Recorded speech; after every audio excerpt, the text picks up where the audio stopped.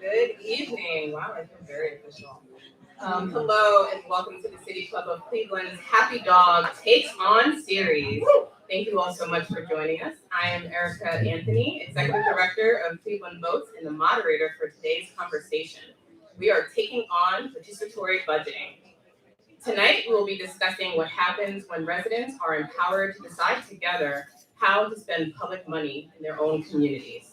Because of this foundational premise of participatory budgeting, and just to know, you'll hear folks say PB for short, it aims to deepen democracy, build stronger communities, and make public budgets more equitable and effective. The first participatory budgeting effort began in 1989. Some of us, weren't alive because we're so young. In Porto Alegre, Brazil. Today, there are over 3,000 participatory budgeting processes around the world, most at the municipal level, including here in Cleveland. In the wake of major federal legislation, public investments are finding their way to state and local municipalities. For example, in September, nearly $12 million in American Rescue Plan Act funds were approved by Cuyahoga County Council. Here in Cleveland, Participatory Budgeting Cleveland Coalition is a grassroots effort and coalition which hopes to bring budgeting moments like this to have a more democratic and transparent process.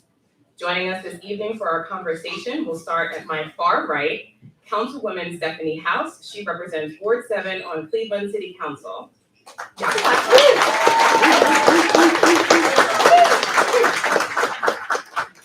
Next in the middle, to my immediate right, we have Michelle Jackson. She is a freelance writer and community organizer with Participatory Budgeting Cleveland.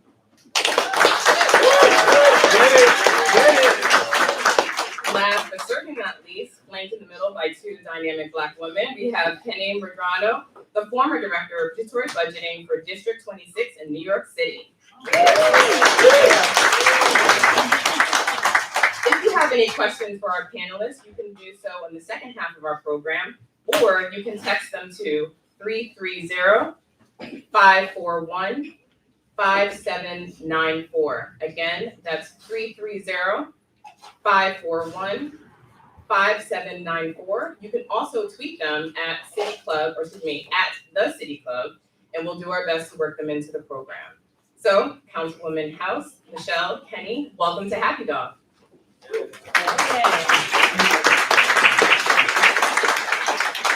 Before I pose this first question, I do just want to provide some brief framing just for tonight's conversation.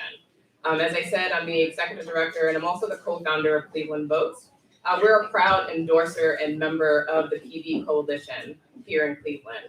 Within our organization and with our fellow democracy builders, we often discuss what does it mean to think about democracy beyond elections. While we do have an incredibly important election coming up in just a few days, hopefully folks are ready to vote. If they haven't already, here's the plug for voting. You can early vote right now, or you can head down to the Board of Elections and you can go to your polling location on November 8th. Okay, that's it for elections. We also know that the days, weeks, and months before and after election are equally important. Folks in our community do not want to feel as if they are being treated as a transaction, and as such, we must make time to build relationships that lead to transformational change, and PB is just one way to do that. So, with that brief opening, I want to pose the first question to all panelists. Y'all ready? All right. Before answering the question, if you can just state your name and affiliation, just so everyone in the room, just in case they're just walking in and those that are tuning in today virtually know who is speaking. So the first question is, what motivates you to be active in your community? And we can start to my immediate right with Michelle. Thank you, Erica. Hi, everybody. I'm Michelle B. Jackson, and I'm a campaign organizer with PB Cleve, Participatory Budgeting Cleveland. And as you see, my posse's here, so it's all good.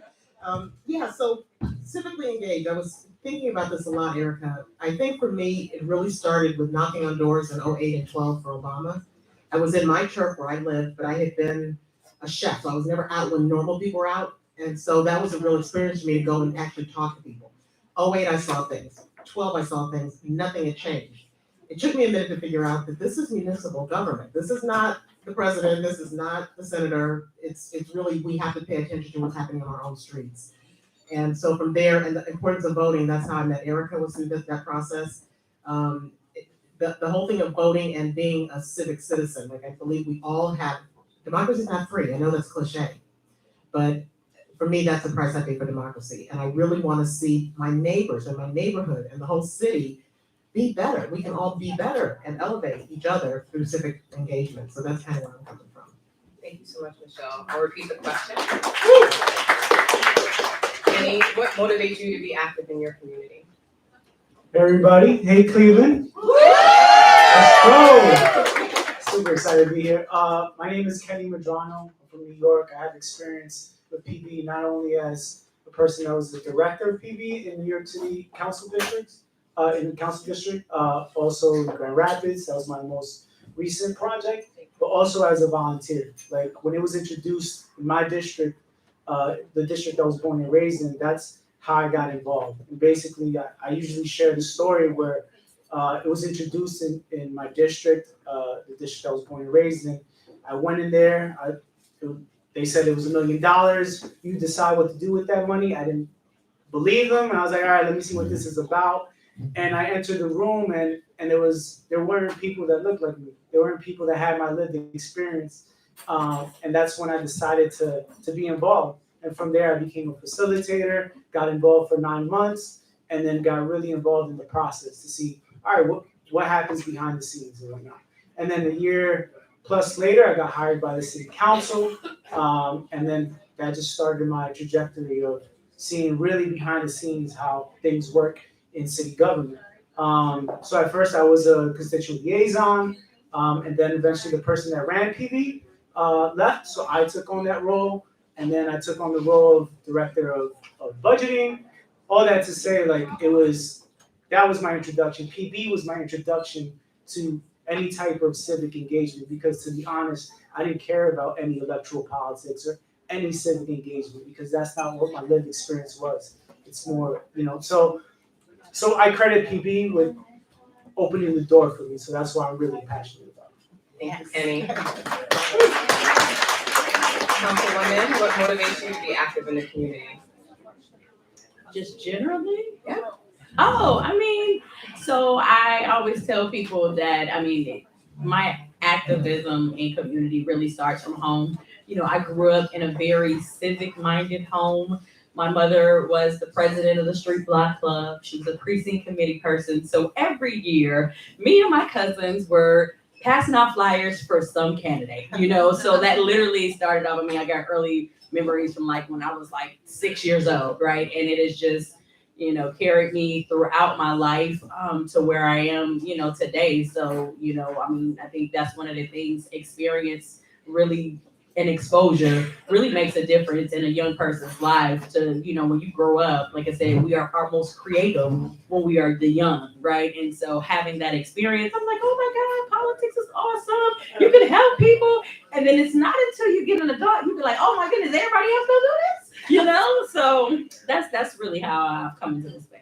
Thank you so much, Councilwoman. I hope folks can tell, I think each of you bring a very different perspective how you became active in your community. And I think it's important to illuminate that. We get a lot of calls where people are like, I don't know what to do. Like, I don't know how to get involved. And the first thing we say to them is, what are you passionate about, right? There's really no one way to be civically engaged. And it's really important to follow your own passion. We all have gifts to bring to the table. And it's important that we really carry that narrative and that story. And hearing, whether it's from your family or an experience like TV or a specific election that, motivates you, it is your personal journey. You should honor that. So we're going to dive in a little bit deeper. Kenny, I'm going to turn to you. So for folks here this evening that may not be as familiar with participatory budgeting, again, PB for short, or that are tuning in this evening, can you just tell us a little bit about what it is? And then I'll just follow up by asking, because you have worked in different jurisdictions, as you just noted, have you seen any themes, whether in New York or Grand Rapids, and you're also doing some work in California, that would be helpful for people to sort of crystallize what this process is? So with PB, I basically say, this is usually my pitch, is PB is a way for people to decide what to do with public money, very simply. So for For example, in my district, it was $1 million and people got to decide what to do with that money. And it's usually a 3-step process. And that step 1 is people pitch their ideas on what to do with that money. Step 2 is people within the community help refine those projects, assisted by the city that give the cost estimates and whatnot. And those refined projects, the top ones, go to the 3rd phase, which is on the ballot, and then people vote on those projects, right? And I just want to say this, before all that, like when it first starts in the city, there's the steering committee that is developed, right? And those are community members that help create what the process is gonna look like. And I think really, like here in Cleveland, you have a special situation where it's, you know, it's being introduced, and also you've seen a city like Grand Rapids, you know, they went through the process of PD with ARPA funds. So you have that as a direct example of in the Midwest what that looked like. And to see what went right, what went wrong, and then to, you know, provide a pathway for it to be successful in Cleveland. And what was the follow-up question? Yeah, just from your experience, whether in New York, Grand Rapids, or other cities, you know, are there any themes? You know, what has been folks' response? You know, we hear your story, right? It's like someone coming skeptical and not really sure. You know, what have you observed as these? I think for me, it's personal because what I love about the process is step 2, where you find community members that help refine ideas. Engagement, like that's the goal, to go to these people that haven't been involved, right? And for me, that's special, whether it's in New York City in public housing communities or in Grand Rapids, finding those people and bringing them along, not only to be like, hey, be process, but also to identify their own brilliance, right? Because aside from, yes, this is money that you get to decide on, it's also like tuning into the brilliance of people in these communities that have been either disregarded or disenfranchised or just suffering from inequities. And I think that's the part where I see there's a common theme. And again, I think that's just personal. That I just love to do that. And you know, I joke and I'm like a puffy and I'm looking for biggies in cities. Trying to get people to walk across that Brooklyn Bridge and get that cheesecake? Nah, definitely not. Definitely not. Only a few people got that joke. Right. I really love what you just said about the brilliance of people. We have some pretty dope people here in Cleveland, right? Yes. Really brilliant, intelligent people. And that's the thing, right? There's no labels, right? It's not about what your title is. It's not about where you live necessarily. It's just about what you value, what's important to you, and giving you space to really make some decisions about your community. Thank you so much, Kenny. So we want to kind of pivot a little bit, heard a little bit about in New York and Grand Rapids, and we have some great folks here that will talk about our work at the local level. So I want to welcome Michelle again to the panel this evening. Michelle, can you share with our guests what and how PB started, and if you want to highlight some of the coalition's efforts over the last 18 months? Sure, thank you. And Kenny, I love what you said. I think that one of the keys is this is people power. It's real money, real people, real power over that money. In Cleveland, now we do have quite a few of these folks in the room today who are amazingly brilliant and represent Cleveland and what we have to offer, as particularly the young people. So when a group of folks who are activists in their own right, in their own space, whether it was homelessness or with co-ops or whatever, when they saw this ARPA money come into Cleveland, like over $500 million to be spent on COVID relief type efforts, they got together and said, you know what? How would the people like to have this spent? So over the course of the first year, they started organizing house parties. So they probably did about 20 house parties, reached about 200 people. And really the house party was to say, how would you spend $1 million? How would you spend $500 million? The original number that the coalition, and I have to say that they kept expanding, very diverse group, from New Era Cleveland to Black Lives Matter to Gun Foundation. We have like over 60 endorsers across the spectrum of Cleveland, of organizations, and about 600 some people on our contact list. So hi. So they started with the house parties, just asking people, how would you spend this money? Got people excited, talking about it, thinking about it. What would make a change in our community? The original ask, as I started to say, was $30-some million. That was based on the poverty rate in Cleveland at the time. Very symbolic, but also a small drop in the bucket when you have spend. It has since evolved to, Mayor Bibb, by the way, has supported this, and a couple of our new council people supported it during their campaigns. So we now are down at a $5 million proposal for a civic participation fund. That will pilot participatory budgeting in Cleveland. It'll be a pilot project. It's not a one-year thing. So the first year would be to set up the process, as Kenny talked about. How do we engage people? And we're very, very intentional about reaching out to those marginalized groups. So we're really, I had a meeting last week with some senior outreach. Those are hard people to find, people trying to pave the way. We have a wonderful member, Ashley B., who is a youth advocate. She did a rec center party and brought in mostly middle schoolers, and the ideas that they had will just blow your mind. These young people are thinking about the entire city. They're thinking about other people. They're not saying, I need to have this. They're saying, we need to have mental health services. We need to have services for homeless people. We need to have basketball courts that we don't get in trouble. So we have something to do. So that's the kind of information that we're getting from these small gatherings of anywhere from 5 to 15 to 20 people. And it's really quite remarkable. I was saying earlier today that as far as themes go, Erica, every group that I've talked to, and I've been talking to a lot of people, I started in August, not a single conversation goes by where we're not talking about mental health. COVID was this, we're talking about communities that were already traumatized, generational trauma. Then you add COVID on top of that.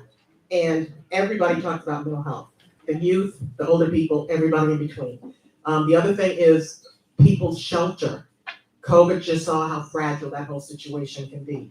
So we're continuing to build our coalition, and we have what we call a coordinating committee, which is just all kinds of folks. We have artists, and it's really quite wonderful. And I'd love to say to anybody here that we want to get more input, and there'll be ways for you to do that. But that's kind of where we are. We're really working towards continuing to mobilize, build support.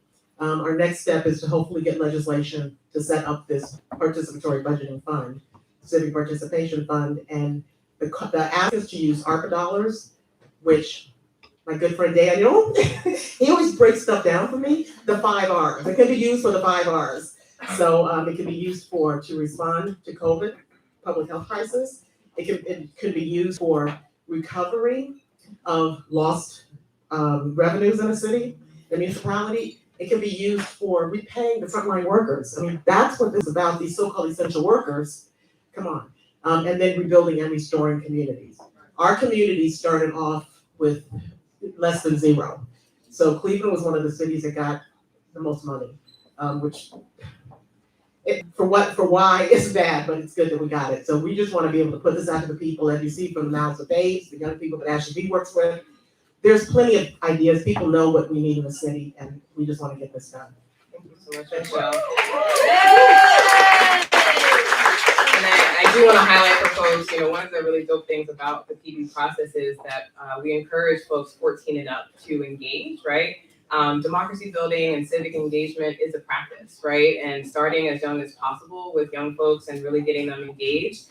They may not be able to cast a vote, during election time, but they can be very much active in the PB process. All right, Councilwoman House. So I don't know who wouldn't know this, but just in case folks don't know, prior to our councilwoman serving here in the city of Cleveland, she was a state rep of the state of Ohio. And during your tenure, you introduced legislation to support budgeting. Can you share with us this evening what led you to that decision and why you believe PB, participatory budgeting, can be an effective civic engagement tool here in the city of Cleveland? Yeah, so I don't even know how I ended up on the PB list, but it was like, as a elected official, you get a lot of emails, and so I guess it was at one point that PB based out of New York, I was on their list, and so I looked at them and I'm like, oh, this is pretty cool.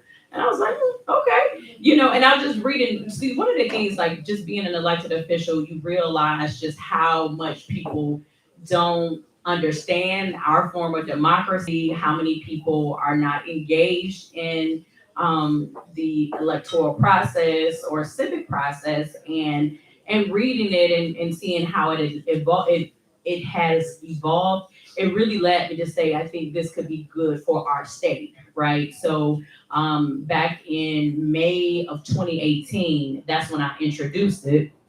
And Of course, it went nowhere, and I got like a random hearing during lame duck session in like 2019 when there was like 50,000 million other committees going on, but I still gave my, my testimony to really advocate. And at that time, I think I advocated for like $1 million for each House district. And there are 99 House districts in the state of Ohio, and just to allow, community members to kind of figure out what the process would be.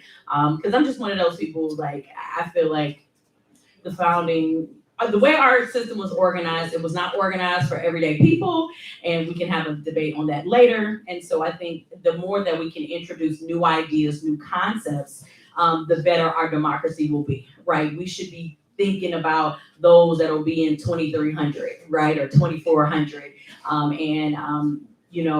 This thing of democracy, we're working, like we're trying to perfect it. So why not just try something? And I mean, and again, what's the worst that can happen? No, we're gonna mess up some money. Well, we just did that a lot. So I mean, like, it's not, to me, it's like at least we're trying to introduce something to see if we can connect with people in a different way. And then in a place like, Cleveland, when I was a state rep, I represent, unfortunately, people don't realize it was the poorest district in the state, and I don't think people really grasp the level of disengagement that we have, the real struggle of Clevelanders. People want to talk about other places in the state, but it is here. We are it. And if we aren't able to engage our people to really help change the trajectory, then we're always going to be on a struggle bus. And it don't have to be this way. And I think this can be a tool, amongst other things, to just really partner with people the way we haven't before. So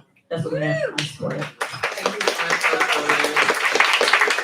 Yeah, it's really important to elevate. I mean, this thing called democracy is just that. It's an experiment, multi-centuries experiment. But here we are in 2022, still trying to figure it out. And it's really important that we create the creative space, the imaginative space, to prototype and to try some things in the hopes that it will be impactful.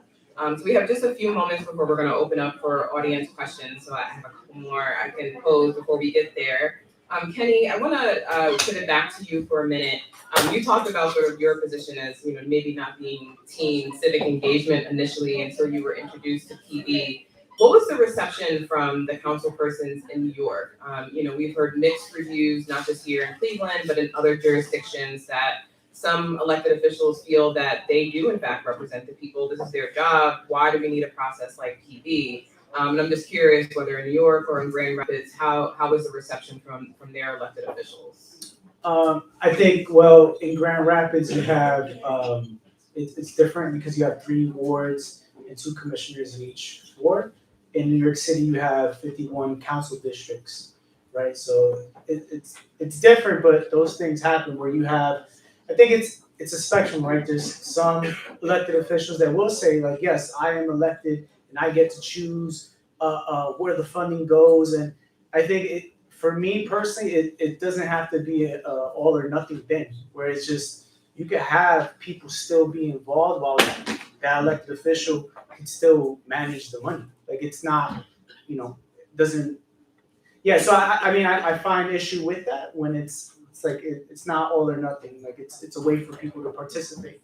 And then you have folks that are very supportive of it, right? And are willing to, have community, have a say. I think for me, it's not a radical idea for people in the community to decide what to do with public funding. That's public money. Public money. Not radical, right? It's a real thing where it's just like, yeah.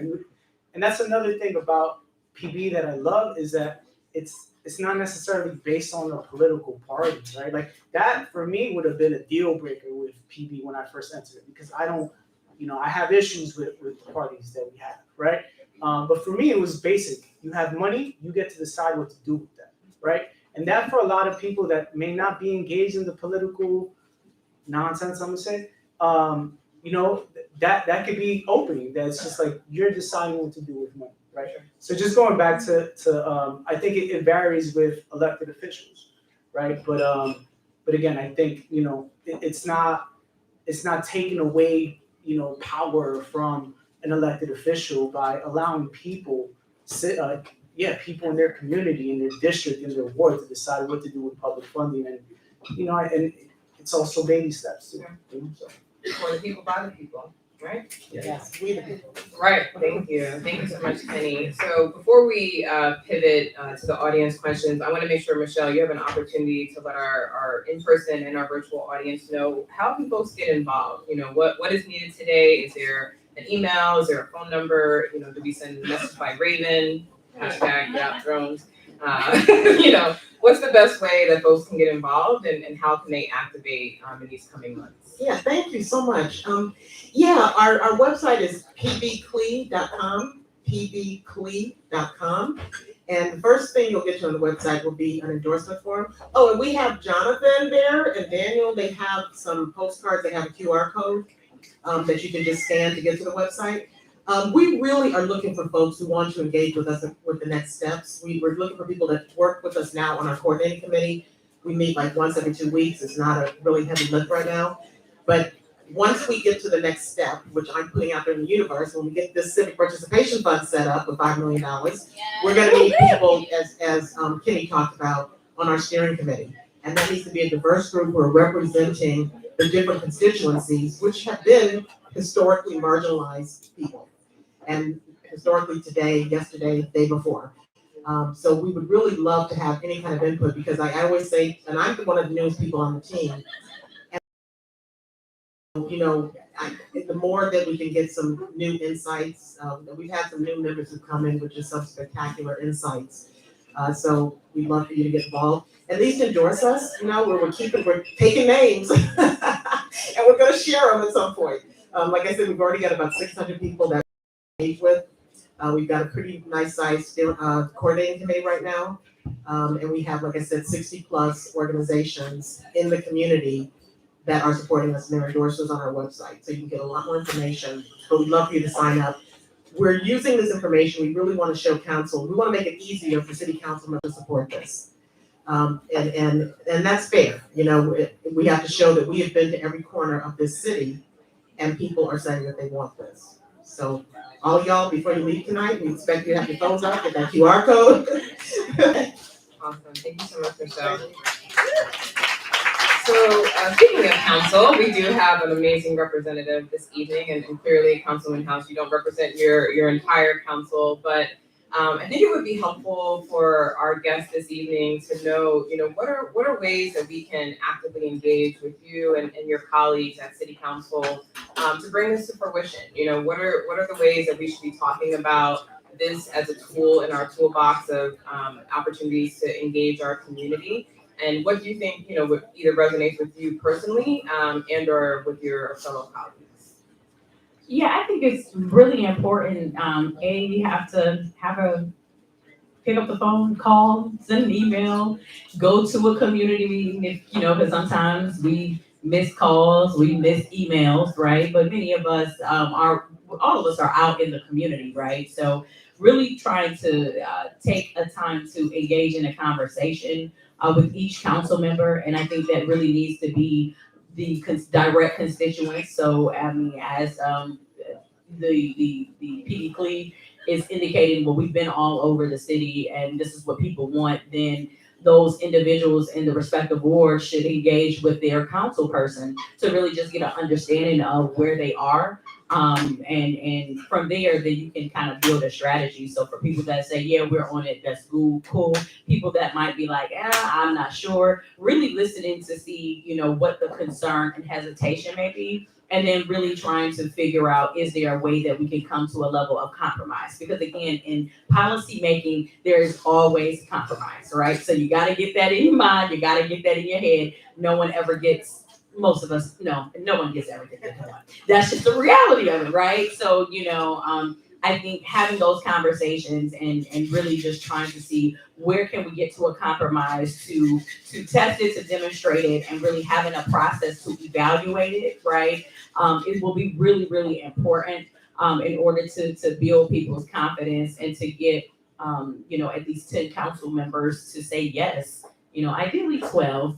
But 10 at minimum to say yes to make it a reality, because again, it's like anything else, it's all about the votes. So you have to get 10 votes And I would encourage the group to engage residents or council members in order to hopefully get to a yes.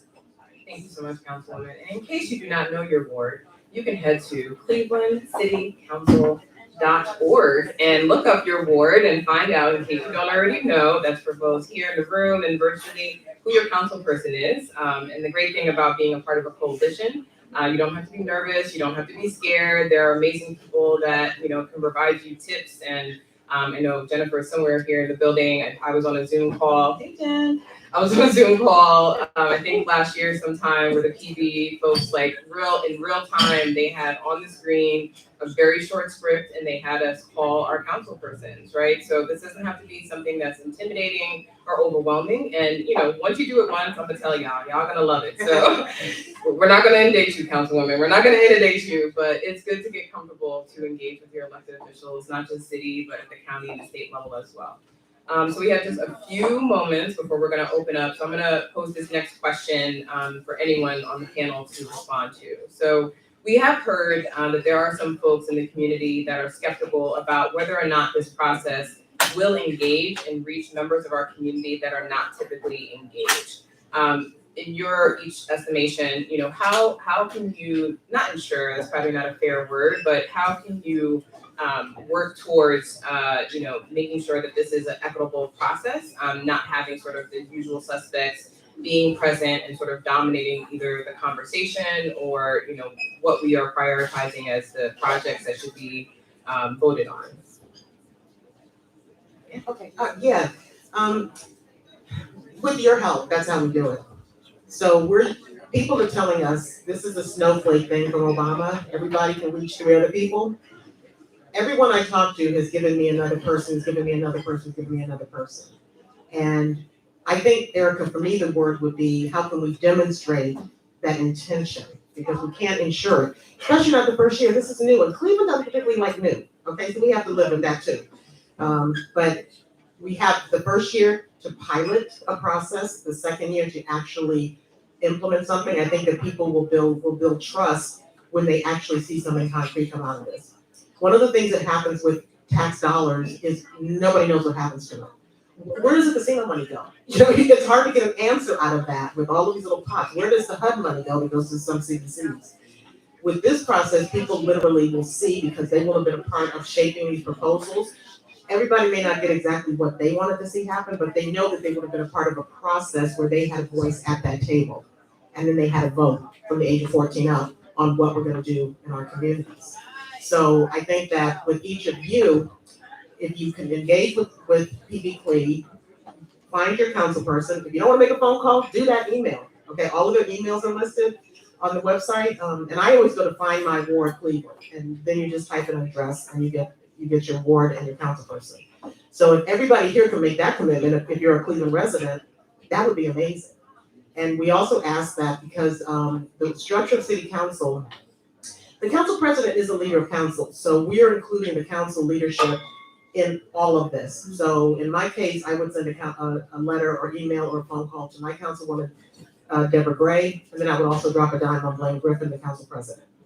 So that's what we would ask each of you to make a commitment to do at very minimum. Sign up with us on our endorsement form, drop a dime on your council person or an email. Thank you. Before we go on to the next panelist, I do have a brief commercial. In a few minutes, we'll turn to your questions. If you are here with us in person, you can begin lining up to my immediate left, next to the microphone. If you are joining us virtually, please text your questions to 330-541-5794. Again, that's 330-541-5794. And you can also tweet your questions at the City Club. So we'll have, if Kenny and Councilwoman House wants to respond to that question, and then we'll open up for audience conversation. I can repeat the question, y'all looking at me like, okay, what's going on? So we have heard that there's some folks in the community at large that are maybe skeptical that this process is not going to allow equitable representation as it relates to who can actually be a part of this conversation, who can be a part of the PD process. How can or how do you imagine, maybe in Kenny's case, you have some concrete examples, but how can you imagine that this actually will create more equity in how we're elevating equitable democracy in our community? So I will say again, seeing is believing. So for people that are skeptical that there's only a certain group that will participate in this, if you are going through a process to show that young people want this, show them. If there are a process of people who are less likely to be engaged in the voting process, show that they support. I mean, again, many times we don't listen to what people say. We actually see what they do, and I think the more everyday Clevelanders who are not typically involved in the process are talking and engaging and communicating with those of us who are elected, I think the better chances that PB will have to actually get passed here in the city of Cleveland. So that's my suggestion. So, doing this PB work recently in Grand Rapids, like I saw it in real time, right? Like there was already a lot of distrust, a lot that was happening in Grand Rapids. There was a man that was killed by a police officer. There was a lot going on with Buffalo and people, killed there and the kids and Texas. Like there was a lot when I joined, and it was important to hear the people out in an authentic way, right? That's not just saying that. That's being with the people and saying, all right, we're in this process. Where do you see us going from here, right? Because I think it's, if you center things based on equity, the way that PB process was, then, and you're deliberate about it, then you're able to connect with people in a real way, right? I sincerely believe that because I saw that. And I think it's also about going to places that others may be afraid of, like go to the hood. I had a neighborhood assembly in the hood. There was 5 people there, but you know what? I wasn't scared to be there because I come authentically. And this isn't just about a PB process. It's about what do you care about? What are you interested in? And not over promising and under delivering. Like that's consistently a thing with electoral politics. And one thing that should be clear is that PB is not going to solve all the inequities in community, but this is just a step. And I think, again, just going back to what I said earlier, like the joy in me is being part of the budget delegate process when you find those people to refine ideas.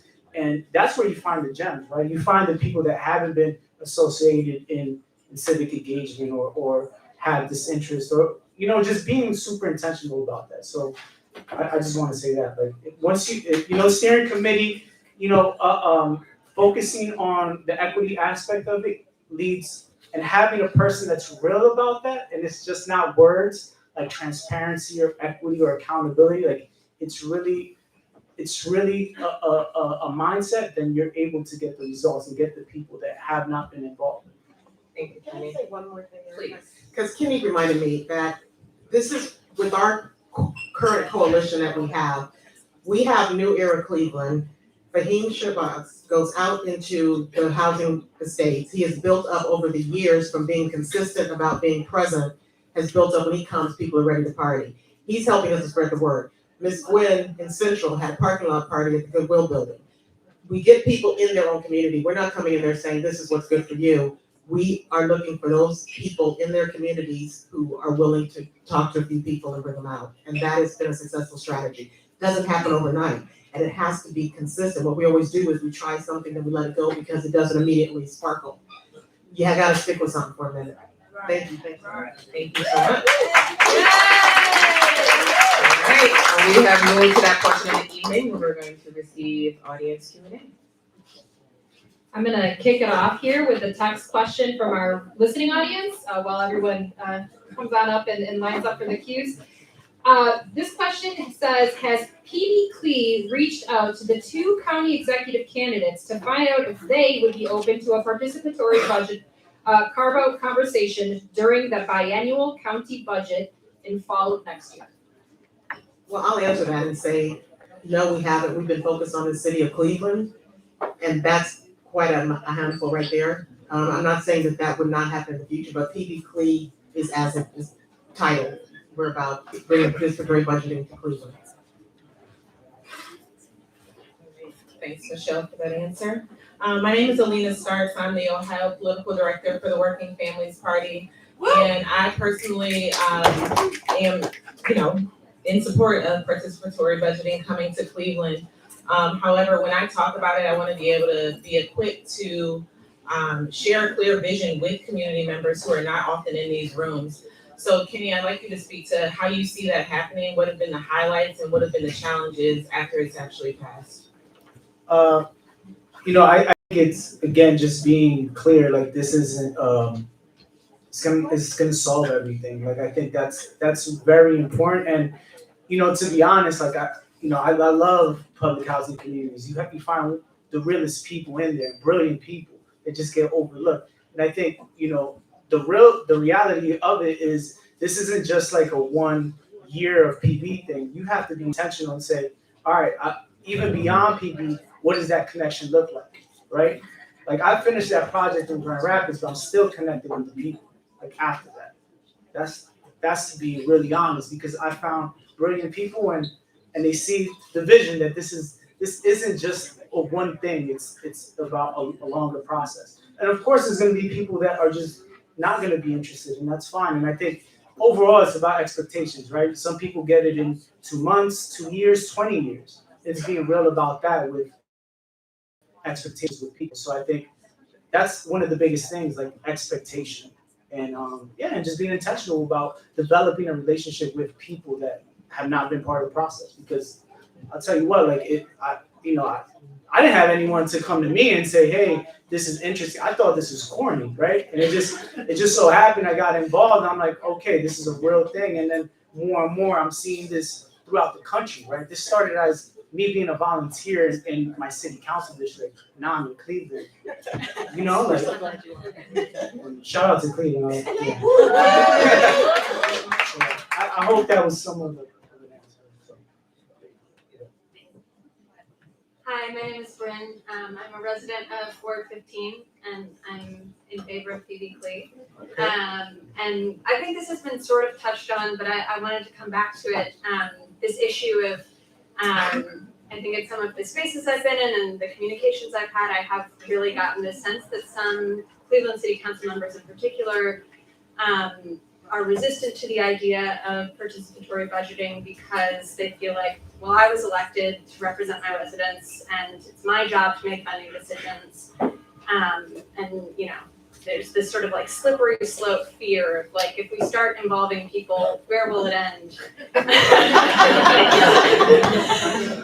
so I guess I would be interested to hear from all three of you, but Penny, you in particular, if you could give an example of, in your experience, flipping a resistant official, any messaging or strategies that have worked to bring someone from the not so sure about it to the yes, absolutely side of things?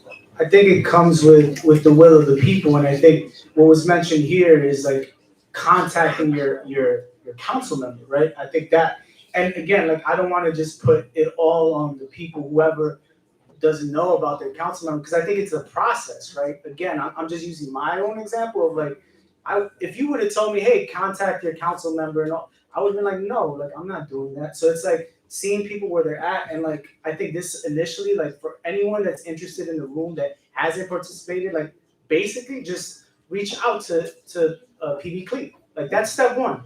Do that, right? And to answer your question, I think it's the will of the people, right? You have a bunch of people in this room, and now it's using that energy to like, okay, what is the next step, right?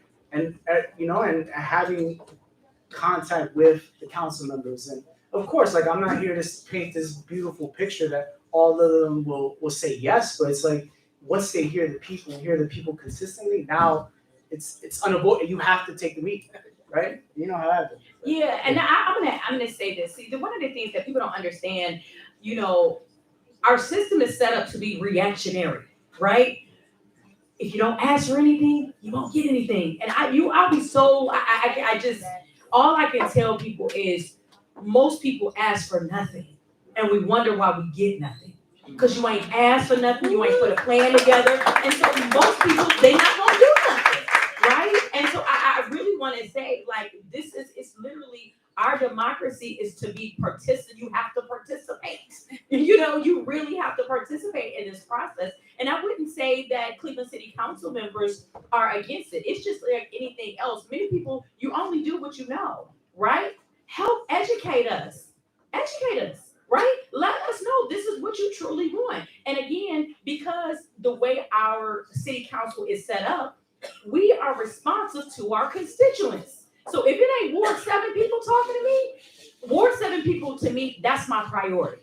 What they ask me for, that's what I'm gonna work for. I mean, it's cool. I'll talk to somebody in Ward 15, but they can't help me nor hurt me. You see what I'm saying? I'm just putting you on to the reality of this is politics. Y'all gotta understand the body of government you're in and how people got to where they are. So if people say, you know, understanding you have to get the people that are representing the actual council person to talk to them, to share why they think this is important. And when you get a mass of people, trust me, you get a good 50 of your constituents talking to you, you listen, right?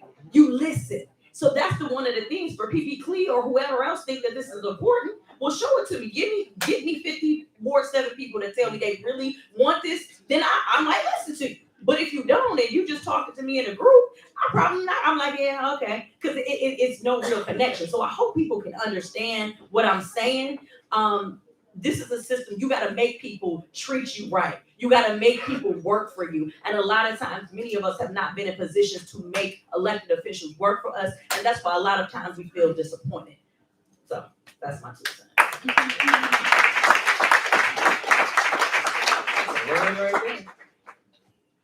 I'm Ross, Ward 17, council person, House thing. I think that was very well said.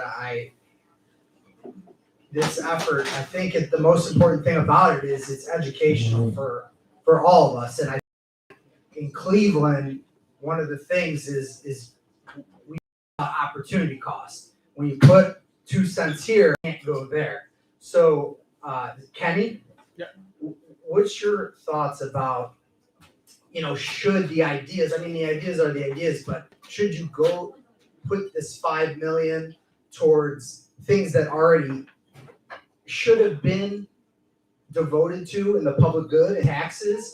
Should they be more kind of uniquer ideas than that? And if you get 150 submissions for ideas, should you put the 5 million all toward one idea? Or how would you divvy up the pizza pie, and how's the process gone for you? So that's my question. Got you. I think, you know, that's the steps of PB, right? Again, the 3 steps are: 1, people come with ideas; 2, you have people refine ideas; city agencies provide cost estimates; the top refined ideas go on the ballot, right? So I think to that point, like, I can't speak to like what the ideas should be because I'm not here from Cleveland, right? The people of Cleveland should decide what that looks like. And then you go through the second phase where you start evaluating, all right, what makes the cut, what doesn't. And above all, that it becomes a learning experience for people that haven't been involved in that. Of, you know, some city agencies are helpful, some city agencies are not, you know, and just being able to see, okay, how does that work? But for me, it's like you give it to the people. And, you know, I'm big on creativity. I identify as a creative. I was like, push the boundaries, you know? If it doesn't get chosen as an type idea, so what? Push. I think that's the point. We're in this point of pushing the boundaries. So.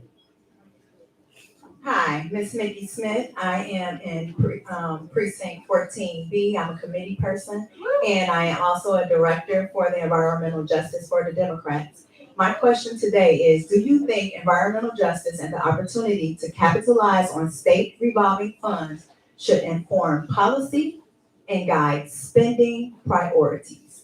And it's a 2-part. And how do you envision prioritizing environmental and climate justice metrics when considering the management of the oversight PB decisions? That was a lot. So I'm just if you're gonna have to, if you repeat it. Yes, I can, Councilwoman.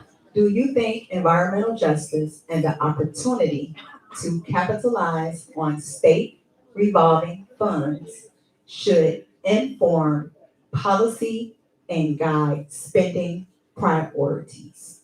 For that one, I mean, again, it's one of the things is this what people believe that they want? You know what I'm saying? Is this what people are saying, right? You got to understand the way that participatory budgeting is set up, it is designed to do what people say they want to do. So I don't know. I guess going through that process, we will see, right? And then when you talk about state revolving funds, that's a whole other level. And if we can get our state to do stuff that the people want, especially here in Cleveland, then we will be making miracles come true. So we'll see. Thank you. You're welcome. If I can, I do want to invite Michelle maybe to respond just to what are the type of projects that are eligible? Because I heard, the policy part of your question, and I just want to make sure that it's clear for you and for our audience, like how the funds can be used. Yeah, Mickey, thank you. So environmental issues of environmental equity and justice are definitely part of the vision of ARPA spending. Okay, so most definitely there's a category for dealing with lead.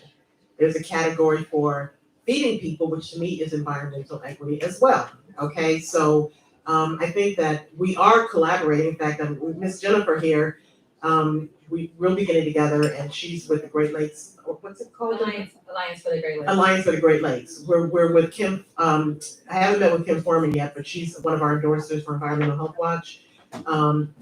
Again, health issues in general. We're Yvonne Hall and Northeast Ohio Black Health Coalition.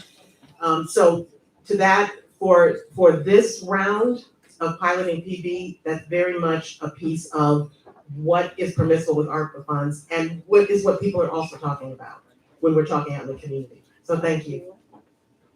Awesome. My name is Jennifer Lumpkin. I represent the Alliance for the Great Lakes as well as My Grow Connect, and I am a precinct committee person for Ward 9, where I also reside. So as we know, many of the health disparities in our communities are the direct impacts of racist and unjust policies that disproportionately affect Black and brown people.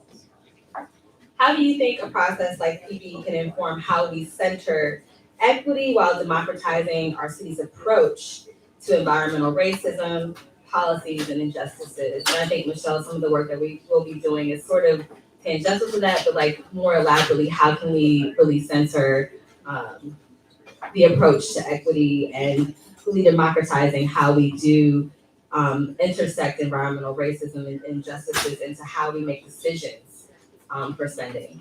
Yeah. I need for you to tell us how to do it.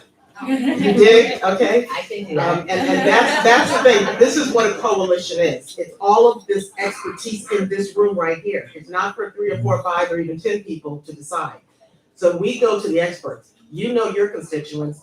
You connect us. You tell us what we need to do for you in terms of getting this process, getting this education piece. And that's just what it is. I look to individuals.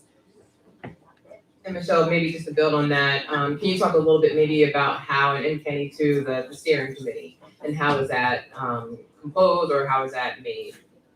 I'm gonna defer to Kenny. I think he has a better handle on it.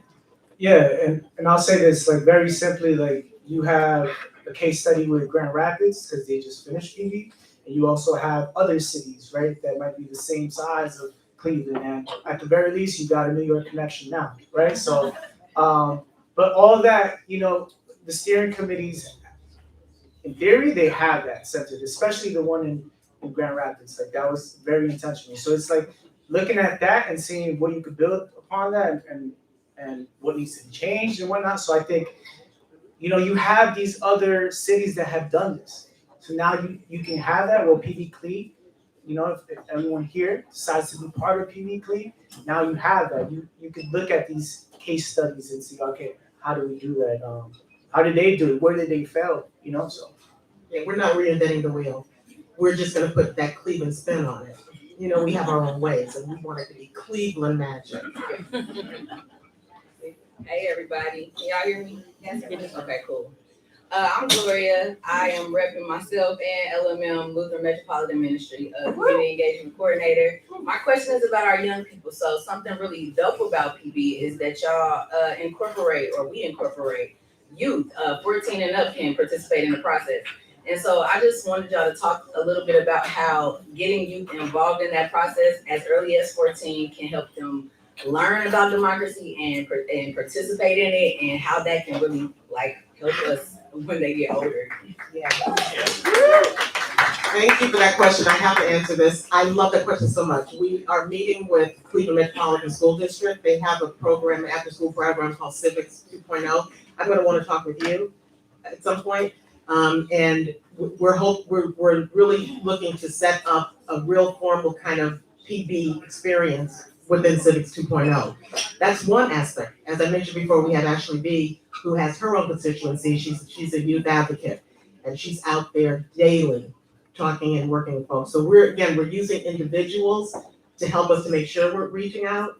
And the thing, soapbox time, democracy is under attack.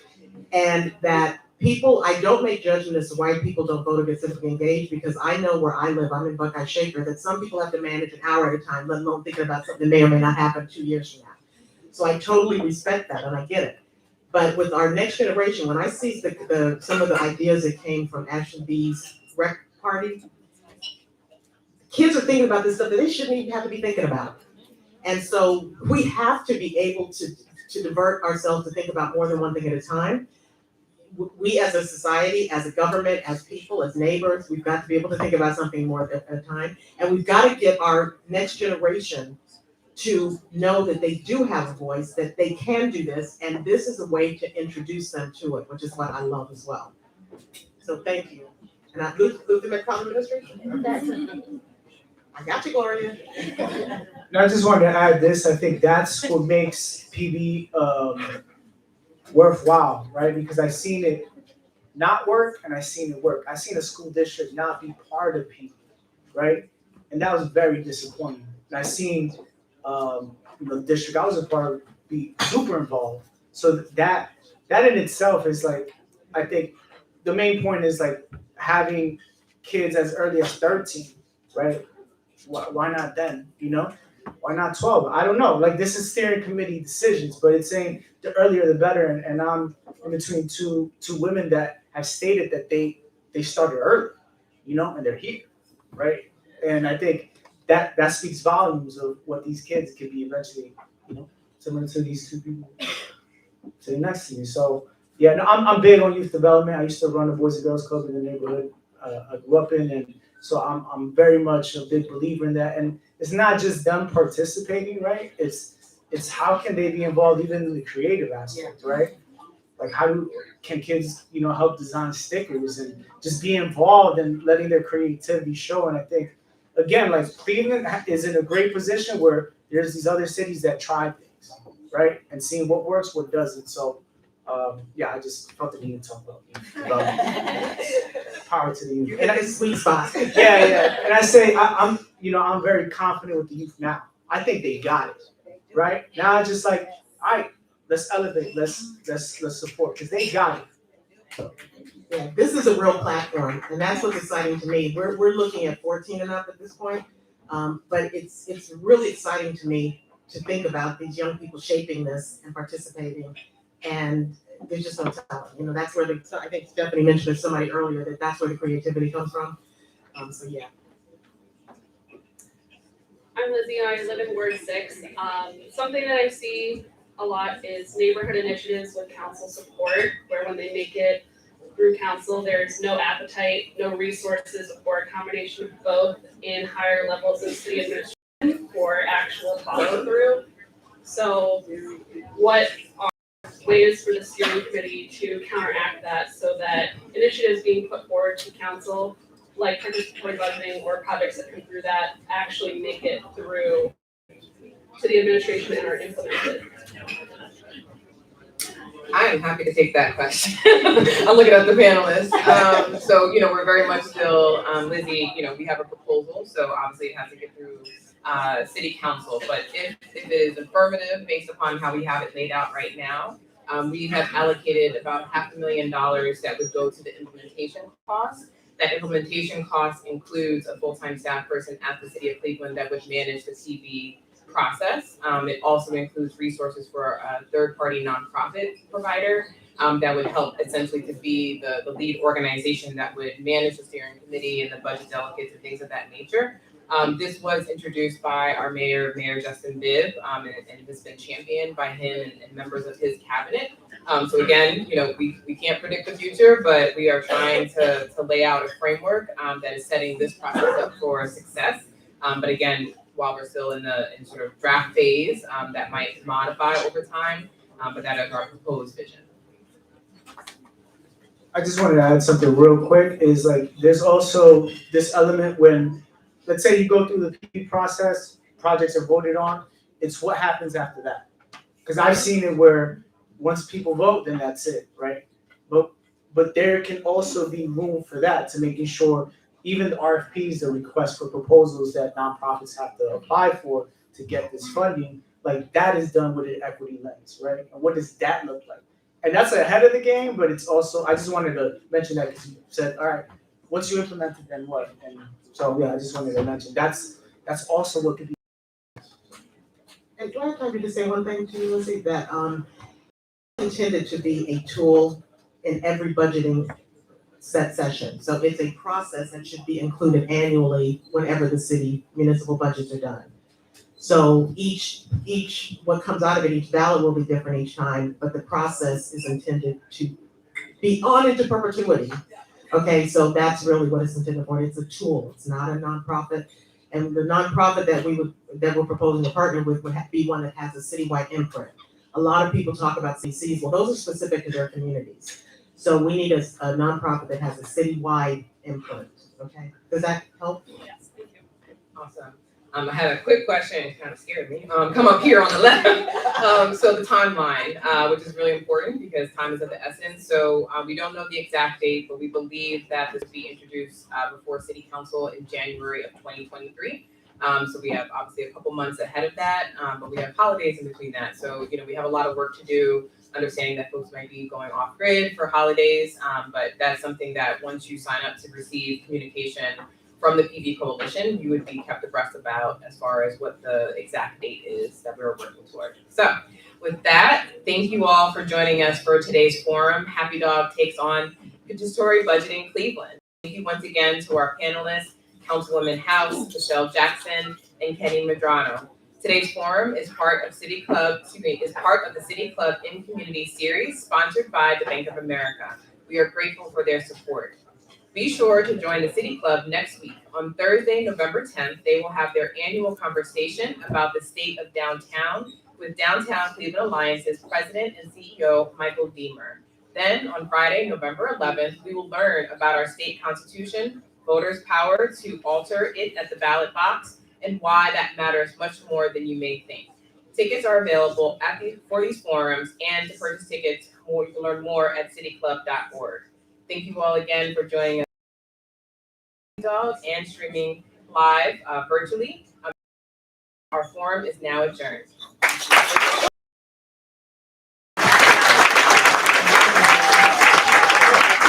That's for real, right?